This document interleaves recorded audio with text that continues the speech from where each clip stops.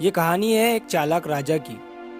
एक राज्य था और उस राज्य में एक ऐसा रूल था कि वहाँ पर किसी को भी राजा बना दिया जाता था, लेकिन सिर्फ 5 साल के लिए। और 5 साल के बाद उस राजा को एक ऐसे घने जंगल में ले जाकर छोड़ दिया जाता था जहाँ पर दूर दूर तक कोई भी इंसान नहीं रहता था। उस घने जंगल में सिर्फ जंगली जानवर रहते थे जो उस राजा को खा जाते थे।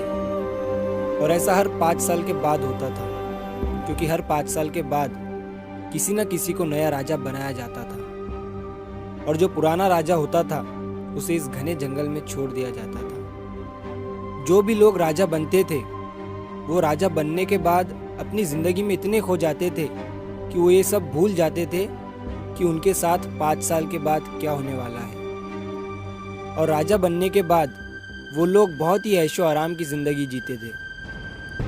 और जैसे जैसे साल कंप्लीट होते जाते थे तब उन्हें आखिर में डर लगने लगता था और 5 साल कंप्लीट होने के बाद उन्हें उसी घने जंगल में छोड़ दिया जाता था। एक बार एक नए आदमी को राजा बनाया गया। वो आदमी बड़ा ही दिमागदार था।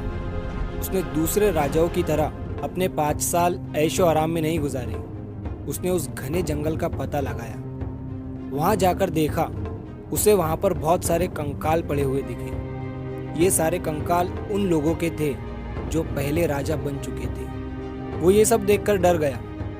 उसने बाहर के कुछ मजदूरों को बुलाया और धीरे धीरे उस घने जंगल के पेड़ कटवाने लगा दिया। और उस घने जंगल में जो जंगली जानवर थे उसने उन सबको पकड़वा कर दूसरे जंगल में छोड़ने लगा दिया। और धीरे धीरे करके उस राजा ने 3 साल के अंदर उस घने जंगल को एक खुले मैदान जैसा बना दिया। अब अगले 2 साल में उसने उस जगह पर गरीब लोगों को घर बनाकर दिया और वहां पर अपना खुद का एक महल बनाया।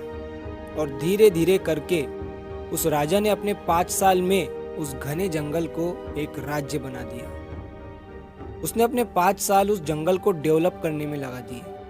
और जब उस राजा के 5 साल कंप्लीट हुए तो उस राज्य के लोगों ने उसे उस घने जंगल में छोड़ दिया, जो कि अब एक बहुत बड़ा राज्य बन चुका था।